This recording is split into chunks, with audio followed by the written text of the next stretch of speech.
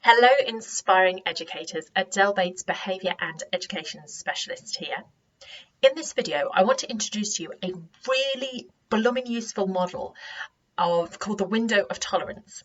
And it's really useful if you are working with young people who have maybe SEMH, social, emotional, mental health issues, or behaviour issues, or attachment issues, or who have experienced some kind of trauma, or if you just generally work with young people, it's really, really useful. I learned about it myself because it comes from a more therapeutic approach to education. So therapists use it a lot, and it was a therapist who taught me about it. Her name was Frederique Lambriquez Haddad, and she is one of the wonderful experts who I interview in my book, Miss I Don't Give a Shit, Engaging with Challenging Behaviour in Schools, which is due out in autumn of 2021. So this method is used as just a framework for educators working with young people to help us understand how we might better support the needs of these young people.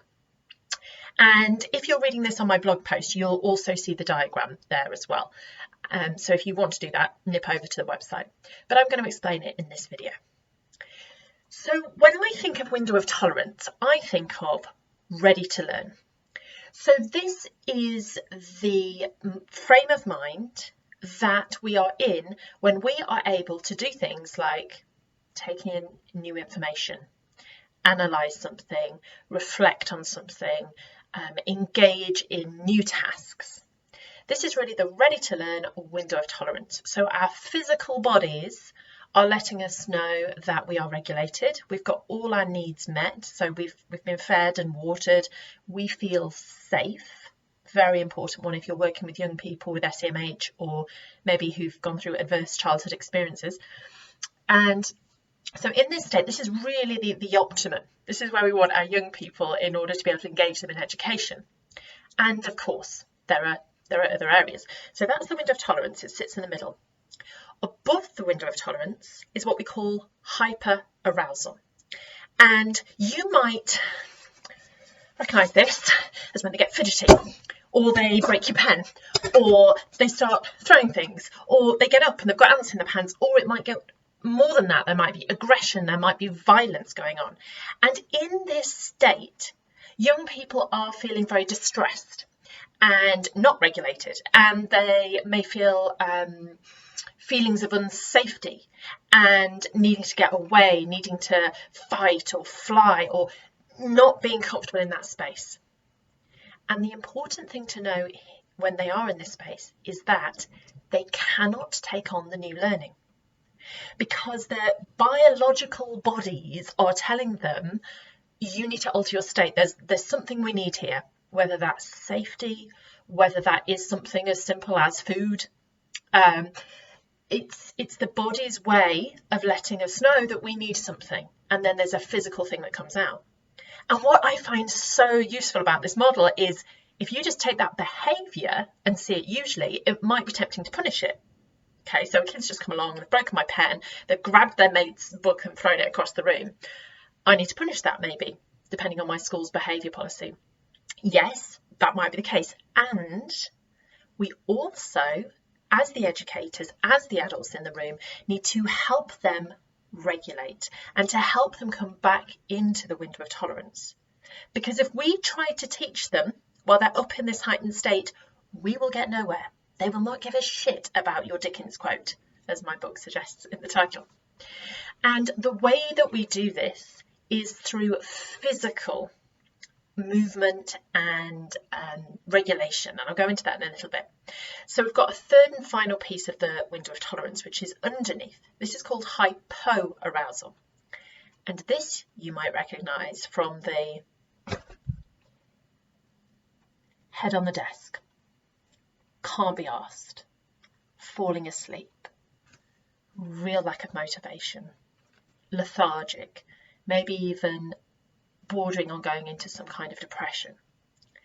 And once again, this is a state in which the body and the mind of a young person is not ready to learn. And I've seen it so many times, and hands up, I've definitely done it as well, where I've had a young person who's come in with that kind of energy, and I've gone, come on, you need to do this, and the expectations, and da-da-da-da-da. once again, there is no point trying to get a young person to learn whilst they're in this part of hypo-arousal, because we need to get them out of it first. We need to physically let their bodies know and their minds know that they are safe and ready to learn. So that's the general model. And then we have any young people that we all go through this. You might recognize it yourself. Yeah, we're all humans. Sometimes we're a little bit possibly in hyper-arousal. Sometimes we're in a little bit of hypo-arousal, and that's okay. And we all kind of go through those different stages. I know for myself, different times of my menstrual month will affect those things, for example, and different people have different factors.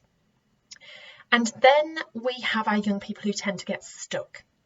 Because if you have experienced, and this might be yourself, colleagues, or your young people, if you've experienced trauma, abuse, neglect, mental health issues, adverse childhood experiences, then your window of tolerance, so your area where you're ready to learn, is smaller. And in addition, you will stay in hyper and hypo-arousal for longer. And so this is I love this. It's such, when Fred told me about this, I was like, yes, that makes so much sense. Because if we know this, we can differentiate in our learning and in our classrooms and the way we plan and in the environments we create, because we know we have to do those transitionary exercises to get the young people in the ready to learn, in the window of tolerance, before we can teach them. And that is such a useful thing for me to know as a teacher. If a young person comes in, throws their bag across the room, and then hits someone, then I know it's not the moment to say, oh, you did really badly on that test, because they're already in a heightened state. And it's my job to make sure those transitionary activities are put in order to do that. I'm going to link as well in the blog post, if you're reading this on my website, to there's some fantastic resources by Lincolnshire Family Action, and they give us a whole checklist of practical physical exercises, both for primary and secondary, that you can do to help young people regulate. And I would say, especially after a whole year of on and off lockdowns, anxiety is high. Young people have experienced very different environments to which they have before. We might see that the window of tolerance is smaller for a higher number of our pupils, and it might not always be the ones that you would assume. So that is the window of tolerance model. I hope that's helpful. Do let me know in the comments. If you want to work with me further on how you might in your school do that differentiation for your pupils to help them with the learning environment and to make sure your lesson plans account for this and the transitions, etc., then come over to my website, adelebateseducation.co.uk. Leave me a message on there and let's get working together. All right, if there's anybody else that you think would benefit from this, please share. Thank you very much. Bye-bye.